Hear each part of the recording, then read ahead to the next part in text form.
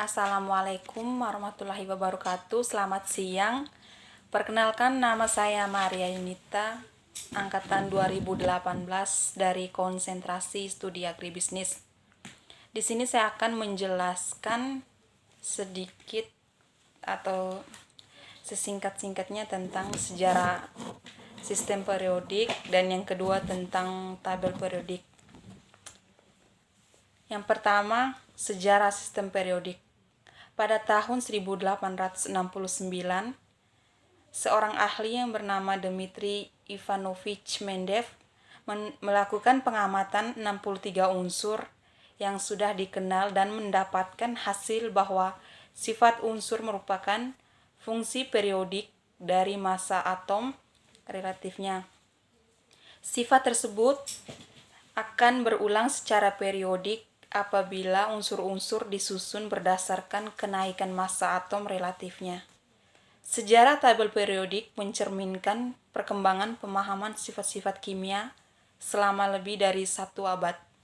Peristiwa yang terpenting dalam sejarahnya terjadi pada tahun 1869 ketika tabel dipublikasikan oleh Dmitri Mendeleev yang mengembangkan tabel berdasarkan pengembangan terdahulu oleh ilmuwan seperti Antoine Laurent de Lavoisier dan John Neuveillons, tetapi hanya Mendeleev yang menjadi kredit untuk mengembangkannya. Yang pertama, pada zaman dahulu, sejumlah unsur fisika seperti platina, timah, dan seng telah dikenal sejak zaman purba karena mereka ditemukan dalam bentuk alaminya dan relatifnya mudah ditambang menggunakan peralatan primitif. Yang kedua, pada abad pencerahan. Yang pertama, seorang alkimiawan penemu fosfor yaitu Henrik Brand. Sejarah tabel periodik adalah sejarah penemuan unsur-unsur kimia. Orang pertama dalam sejarah penemuan unsur baru adalah Henrik Brand, seorang pedagang Jerman yang bangkrut. Brand mencoba untuk mengungkap batu filosofil, objek mistis yang dipercaya dapat mengubah batu logam biasa menjadi emas. Pada tahun 1649, percobaannya dengan distilasi urin manusia yang dihasilkan dalam produksi satu material berpendar yang dinamakannya fosfor. Ia merahasiakan penemuannya hingga pada tahun 1680 ketika Robert Boyle mengungkap kembali fosfor dan mempublikasikan penemuannya. Penemuan fosfor memicu munculnya pertanyaan bagaimana suatu zat disebut unsur. Pada tahun 1661, Boyle mendefinisikan unsur sebagai suatu zat yang tidak dapat dipecah menjadi zat yang lebih sederhana ini. Selama 3 abad dan berakhir saat ditemukannya partikel subatomik. Yang kedua, ahli kimiawan yang bernama Antoine Laurent de Lavoisier. Tulisan Lavoisier berjudul Traité Elementary of Chemistry yang ditulis pada tahun 1989 dan pertama kali diterjemahkan ke dalam bahasa Inggris oleh Robert Kerr. Itu menjadi buku teks modern pertama tentang kimia. Buku tersebut berisi daftar zat sederhana yang diyakini oleh Lavoisier tidak dapat dipecah lebih lanjut, meliputi oksigen, nitrogen, hidrogen, fosfor, raksa, seng, dan belerang, yang membangun dasar bagi daftar modern unsur-unsur. Yang ketiga, abad ke-19. Seorang ahli yang pertama yaitu Johann Wolfgang de Berliner pada tahun 1817. Johann mulai memformulasi satu percobaan terawal untuk mengklasifikasikan unsur-unsur pada tahun 1829.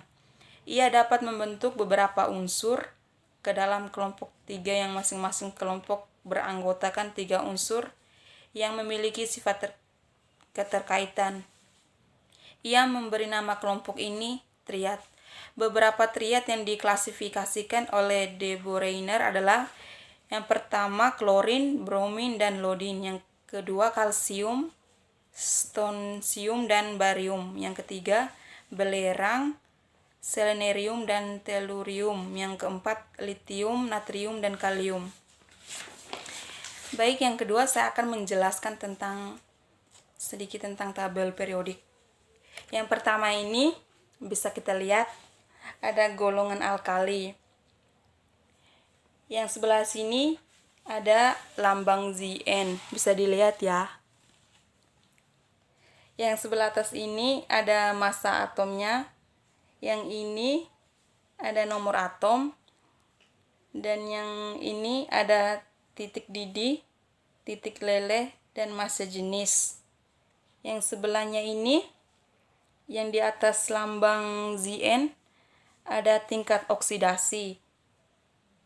Yang di bawahnya ada struktur elektron. Kalau yang ini ada namanya, yaitu seng.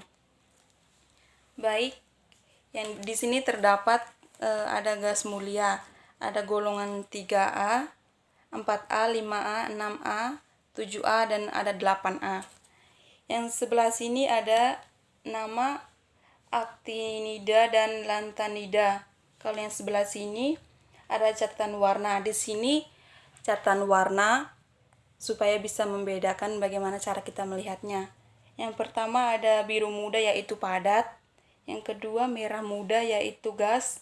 Dan yang ketiga orange yaitu cair, dan ada kuning yaitu unsur buatan. Didasarkan atas karbon 12, tanda yang ini menyatakan isotop paling stabil. Yang di bawahnya unsur-unsur berfasa gas hanya tersebut berarti titik didih dan cairannya. Baik, terima kasih. Hanya itu yang dapat saya jelaskan. Kurang dan lebihnya bila ada salah kata, saya mohon maaf. Selamat siang.